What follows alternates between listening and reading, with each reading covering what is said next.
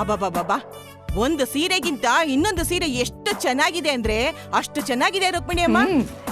ಎಲ್ಲ ನನ್ನ ಸೊಸೆ ಪ್ರತಿಭಾನೇ ಸೆಲೆಕ್ಟ್ ಮಾಡಿರೋದು. ಓ, ನೆನ್ಸ್ಕೊಂಡಂಗೆ ಬಂದೇ ಬಿಟ್ರು ನಿಮ್ ಸೊಸೆ. ಬಾಮ್ಮ ನೋಡು ಯಾರೆಲ್ಲ ಬಂದಿದ್ದಾರೆ. ನಮಸ್ಕಾರ. ನಮಸ್ಕಾರ. ನೀವು ಸಂಧ್ಯಾ ಆಂಟಿ? ಹೌದು. ನೀವು ರೇಖಾ ಆಂಟಿ? ಗೀತಾ ಆಂಟಿ? ಹೌದಮ್ಮ.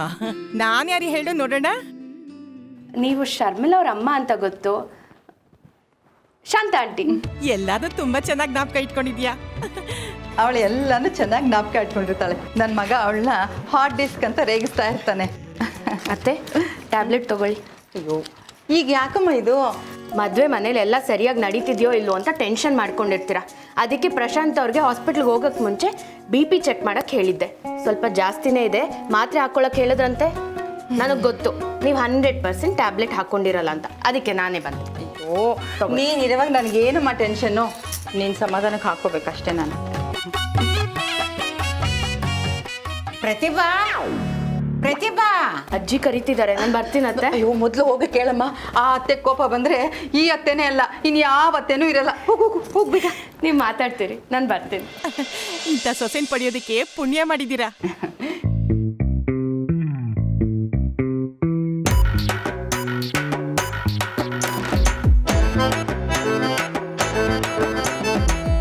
ಪ್ರತಿಭಾ, ಪ್ರತಿಭಾ, ಅಲ್ಲೇನ್ರ ನೋಡ್ತೀರಾ? ಪಂಚಾಂಗ ನೋಡ್ರಿ. ಪ್ರತಿಭಾ, ಎಷ್ಟೊತ್ತಮ್ಮ ನೀನು? ನೀವ್ ಯಾಕ್ರಿ ಐತ್ರಿ? ನೀವು ಕೂತ್ಕೊಳ್ಳಿ, ಕೂತ್ಕೊಳ್ಳಿ. ಬಂದೆ ಅಜ್ಜಿ, ಬಂದೆ. ಬಂದ್ಯಾ? ಬಾ. ಏನು ಕರೆದಿದ್ದು? ಶಾಸ್ತ್ರಿಗಳೇ, ಏನೋ ಕೇಳಬೇಕು ಅಂತ ಇದ್ರಲ್ಲ, ಈಗ ಕೇಳಿ. ನೋಡಿ ಅಮ್ಮ. ಅಯ್ಯೋ, ಕೂತ್ಕೊಂಡೆ ಕೇಳ್ರಿ. ನೋಡಿ ಅಮ್ಮ, ಇನ್ನೊಂದು ಅರ್ಧ ಗಂಟೆಯಲ್ಲಿ ಅರಿಶಿನ ಶಾಸ್ತ್ರಕ್ಕೆ ಒಳ್ಳೆ ಮುಹೂರ್ತ ಇದೆ. ಎಲ್ಲ ತಯಾರಿ ಆಗಿದೆ ತಾನೇ? ಏನ ತರಕಾರಿನ? ಅಲ್ರಿ, ಪೂಜೆಗೆ ಇಟ್ಟಿರೋ ಸಾಮಾನು ಅಕ್ಕಿ, ಬೇಳೆ, ಬೆಲ್ಲ, ತೆಂಗಿನಕಾಯಿ ಎಲ್ಲ ಮೂಟೆ ಕಟ್ತೀರ. ಅದ್ರ ಮೇಲೆ ಕಾಣಿಕೆ ಬೇರೆ. ಈಗ ತರಕಾರಿನೂ ಕೇಳೋದಕ್ಕೆ ಶುರು ಮಾಡಿಬಿಟ್ರಾ? ಯಾಕೆ? ಬೇಯಿಸ್ಕೊಂಡು ತಿನ್ನೋದಕ್ಕೆ ಕುಕ್ಕರ್ ಬೇಡವಾ? ಅಜ್ಜಿ, ತರಕಾರಿ ಅಲ್ಲ, ತಯಾರಿ ತಯಾರಿ.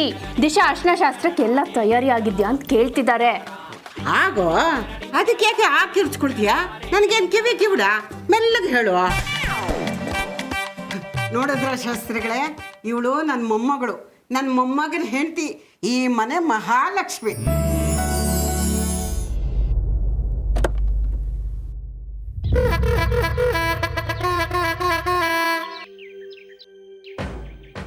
ಏನಿದು ಮದ್ವೆ ಮನೆ ಅಂತ ಹೇಳ್ತಾರೆ, ನಮ್ಮನ್ ವೆಲ್ಕಮ್ ಮಾಡಕ್ಕೆ ಈ ಮನೇಲಿ ಯಾರು ಗೊತ್ತೇ ಇಲ್ವಾ?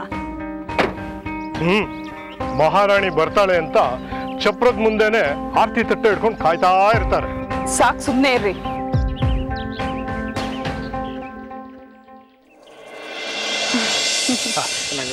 Hi Meera aunty. ಚೆನ್ನಾಗಿದ್ದೀರಾ? ಚೆನ್ನಾಗಿದ್ದೀನಮ್ಮ. ಯಾಕೆಷ್ಟು ಲೇಟು? ತುಂಬಾ ಕೆಲಸ ಇತ್ತಮ್ಮ. ಬರ್ತಾ ಇದ್ದ ಹಾಗೆ ರಾಮ ಸೀತೆ ಜೋಡಿನ ನೋಡ್ದ ಹಾಗಾಯ್ತು.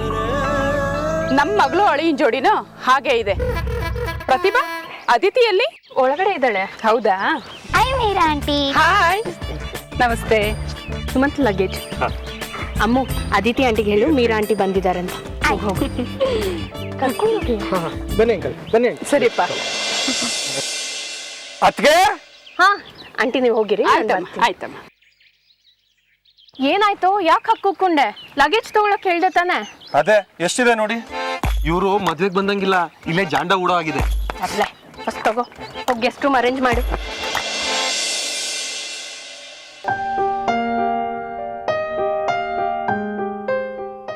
ವೈದ್ಯರೇ, ಏನ್ ಇಲ್ಲಿ ನಿಂತಿದ್ದೀರಾ? ಬನ್ನಿ ಬನ್ನಿ. ಯಾಕಪ್ಪ, ಏನಾಯ್ತು? ಅಂತಿದ್ದೀರಾ? ಊಟ ಮಾಡಿಲ್ವಾ? ಏನು, ಇಷ್ಟೊತ್ತಾದ್ರೂ ಊಟ ಮಾಡಿಲ್ವಾ? ಯಾಕೆ? ಯಾಕೆ ಅಂದ್ರೆ ಅಪ್ಪ ಅಮ್ಮ ಊಟ ಮಾಡಿಲ್ಲ, ಅದಕ್ಕೆ. ಅವ್ರು ಯಾಕೆ ಊಟ ಮಾಡಿಲ್ಲ? ನೀನು ಊಟ ಮಾಡಿಲ್ವಲ್ಲಮ್ಮ. ಅಜ್ಜಿ ಊಟ ಮಾಡಿದೆ, ನಾನು ಹೇಗೆ ಮಾಡ್ಲಿ? ಸರಿ ಹೋಯ್ತು. ಕಾಸಿನ ಸರ ಸಿಗೋವರೆಗೂ ಅಜ್ಜಿ ಊಟ ಮಾಡಲ್ಲ, ಅಜ್ಜಿ ಊಟ ಮಾಡೋವರೆಗೂ ನೀನು ಊಟ ಮಾಡಲ್ಲ. ನೀನು ಊಟ ಮಾಡೋವರೆಗೂ ಅಪ್ಪ ಅಮ್ಮ ಊಟ ಮಾಡಲ್ಲ, ಅಪ್ಪ ಅಮ್ಮ ಊಟ ಮಾಡೋವರೆಗೂ ನಾನು ಊಟ ಮಾಡಲ್ಲ. ಇದೊಂಥರ ಕಾಸಿನ ಸರ ಸತ್ಯಾಗ್ರಹ ಆಗೋಗಿದೆ. ಅಯ್ಯೋ ದೇವ್ರೆ, ಸ್ವಲ್ಪ ಇರಿ, ಏನಾದರೂ ವ್ಯವಸ್ಥೆ ಮಾಡಿ ಅಜ್ಜಿಗೆ ಊಟ ಮಾಡಿಸ್ತೀನಿ. ಅಲ್ಲಿ ತನಕ ನೀವು ಕಾಯ್ಬೇಡಿ, ನೀವು ಊಟ ಮಾಡಿ ಅಪ್ಪ ಅಮ್ಮಂಗೆ ಊಟ ಮಾಡಿಸಿ. Please please please please please. ಸರಿ ಜಾಣ. ಸರಿ ಜಾಣ. ಈಗ ಅಜ್ಜಿಗೆ ಹೇಗೆ ಊಟ ಮಾಡಿಸೋದು? ಈ ಮನೆಯಲ್ಲಿ ನಿನ್ಗೆ ಯಾವ ಥರ ಡ್ರೆಸ್ ತಂದಿದಾರೋ ನನಗಂತೂ ಗೊತ್ತಿಲ್ಲ. ನಾನು ಮಾಲ್ಗೆ ಹೋಗಿ ದೊಡ್ಡ ಅಂಗಡಿನಲ್ಲಿ ನಿನಗೆ ತಗೊಂಡು ಬಂದಿದ್ದೀನಿ. This is for you. ಮಾವ ನನಗೇನು ತಂದಿಲ್ವಾ? ಅಫ್ಕೋರ್ಸ್, ಸೈಜ್ ಹೆಂಗ್ ಗೊತ್ತಾಯ್ತು? ಲಾಸ್ಟ್ ಸೈಜ್ ಅಂತ ಕೇಳಿದೆ, ಕೊಟ್ಬಿಟ್ರು. ನೋಡಿದ್ರೇನ್ರಿ, ನೋಡ್ತಾ ಇದ್ದೀನಿ. ನಮ್ಮ ಮಕ್ಕಳಿಗೆ ಚೆನ್ನಾಗಿರೋ ಬಟ್ಟೆ ತರಬೇಕು ಅಂತ ನಮಗೆ ಗೊತ್ತಾಗಲ್ವಾ? ಹೋಗ್ಲಿ ಬಿಡೆ. ಅಲ್ಲ ರೀ, ಎಲ್ಲರಿಗೂ ಬಟ್ಟೆ ತಂದಿದ್ದಾರೆ, ನಮ್ಮ ಪ್ರತಿಭೆಗೂ ತರ್ಬೋದಾಗಿತ್ತಲ್ಲ. ಪರವಾಗಿಲ್ಲ ಬಿಡೋಕ್ಕೋ, ನಿನಗಿಂತೇನೋ ತಂದಿಯಲ್ಲ, ಅದನ್ನ ಒಳಗೆ ಕೊಟ್ಬಿಡು. ದಿಶಾ, ಬೇಗ ಬಾ. ಏನಕ್ಕೆ? ಈಗ ನೀನೊಂದು ಕೆಲಸ ಮಾಡಬೇಕು. ಏನ್ ಹೇಳಿ? ಹೇಗಾದ್ರೂ ಮಾಡಿ ಅಜ್ಜಿಗೆ ಊಟ ಮಾಡಿಸ್ಬೇಕು. ಅಯ್ಯೋ ನಾನಾ? ನಾನ್ ಹೋಗಲ್ಲಪ್ಪ. ನೋಡು, ಈ ಟೈಮಲ್ಲಿ ನೀನಲ್ದೆ ಇನ್ಯಾರಿಂದನೂ ಕೆಲಸ ಆಗಲ್ಲ. ಪ್ಲೀಸ್. ಅದಕ್ಕೆ ಕಾಸಿನ ಸರ ಕಳ್ದೋಗಿರೋದಕ್ಕೆ ಅಜ್ಜಿಗೆ ಮೊದಲೇ ಸಿಟ್ಟು ಬಂದಿದೆ. ಅವ್ರ ರೂಮ್ಗೆ ಹೋಗೋದಕ್ಕೆ ಎಲ್ಲರೂ ಹೆದರುತ್ತಿದ್ದಾರೆ, ಅಪ್ಪನೂ ಹೆದರುತ್ತಿದ್ದಾರೆ. ಇವಾಗ ಏನಾದರೂ ನಾನು ಹೋದ್ರೆ ಕಾಸಿನ ಸರ ಸಿಕ್ತಾ ಅಂತ ಕೇಳ್ತಾರೆ. ಇಲ್ಲ ಅಂದ್ರೆ ಅಷ್ಟೇ, ಮುಗೀತು ನನ್ನ ಕತೆ. ಹಾಗಂತ ಸುಮ್ಮನಿರಕ್ಕಾಗತ್ತಾ? ಪಾಪ ಅಜ್ಜಿ ಊಟ ಮಾಡದೆ ಉಪವಾಸ ಇದ್ದಾರೆ. ಸರಿ. ಏನು ಹಾಗೆ ನೋಡ್ತಾ ಇದೀಯಾ? ನೋಡು, ನಾಳೆ ಮಧ್ಯಾಹ್ನದವರೆಗೂ ಟೈಮ್ ತಗೋ. ಅಷ್ಟರಲ್ಲಿ ಕಾಸಿನ ಸರ ಸಿಗೋ ಹಾಗೆ ಮಾಡು. ನೀನು ಹಾಗೆ ಮಾಡಿದ್ರೆ ನನ್ನ ಮಗನ ಹತ್ರ 1001 ರೂಪಾಯಿ ಇಸ್ಕೊಂಡು ನೀನು ಹುಂಡೆಲಾಗ್ತಾನೆ. ಯಾಕೆ ನಂಬಿಕೆ ಬರ್ತಾ ಇಲ್ವಾ? ನಾನು ಕೇಳಿದ್ರೆ ನನ್ನ ಮಗ ಕೊಡ್ತಾನೆ ಖಂಡಿತ. ಏನೈತೆ? ಯಾಕೆ ಹೀಗೆ ಬಿದ್ದೆ? ಹೇಳು ಮೇಲೆ. ನಿಮ್ ಕೈ ಮುಗಿತೀನಿ ಅಜ್ಜಿ. ಯಾಕೆ ನನ್ನ ಕೈ ಯಾಕೆ ಮರಿತೀಯ? ನಾನೇನೇ ಮಾಡಿದೆ ಅಂತದ್ದು? ಅಜ್ಜಿ, ನಾನು ಹೇಳಿದ್ದು ಕೈ ಮುರಿತೀನಿ ಅಂತ ಅಲ್ಲ, ಕೈ ಮುಗಿತೀನಿ ಅಂತ. ಓ, ಕೈ ಮುಗಿತೀನಿ ಅಂದ? ಹಾ, ಮುಗಿ ಮುಗಿ, ದೇವ್ರ ಕೈ ಮುಗಿ, ದೇವ್ರ ಒಳ್ಳೇದು ಮಾಡ್ತಾನೆ. ಅಜ್ಜಿ, ನಿಮ್ ದಮ್ಮಯ್ಯ ಅಂತೀನಿ, ಪ್ಲೀಸ್ ಅಜ್ಜಿ ಒಪ್ಕೊಳ್ಳಿ. ಒಪ್ಕೋಬೇಕಾ? ಯಾವ್ದಕ್ಕೆ? ಕಾಸಿನ ಸರ ಸಿಕ್ತಾ? ಅದು ಸಿಗಬೇಕು. ನಾನು ಆ ಕಾಸಿನ ಸರನ ನೋಡಬೇಕು, ಆಮೇಲೆ ನಾನು ಊಟ ಮಾಡೋದು. ಆಯ್ತು ಬಿಡಿ, ನನ್ನ ಮದ್ವೆ ನಿಂತೋಗ್ಬೇಕು, ನನ್ನ ಜೀವನ ಹಾಳಾಗ್ಬೇಕು ಅಂತ ಇದ್ರೆ ಯಾರಿಂದ ತಪ್ಸೋಕಾಗುತ್ತೆ? ಅಯ್ಯೋ, ನಿನ್ ಮದ್ವೆ ಯಾಕೆ ನಿಂತೋಗುತ್ತೆ?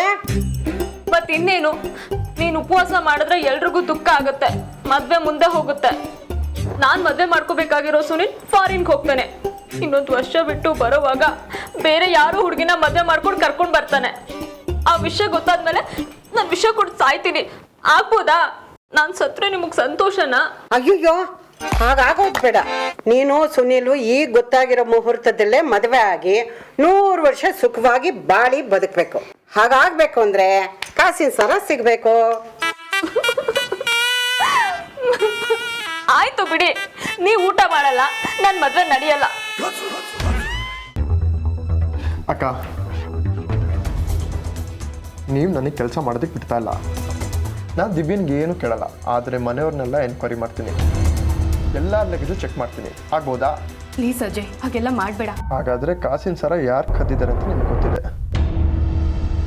ಪೊಲೀಸ್ನವರು ಎಲ್ಲರನ್ನು ವಿಚಾರಣೆ ಮಾಡ್ತಾರಂತೆ. ನನ್ನ ಪೊಲೀಸ್ ಕಣ್ಣಿಗೆ ಸಿಗದೆ ಇರೋ ಕ್ಲೂ ಪ್ರತಿಭಾ ಅಕ್ಕನಿಗೆ ಏನು ಸಿಕ್ಕಿರ್ಬೋದು?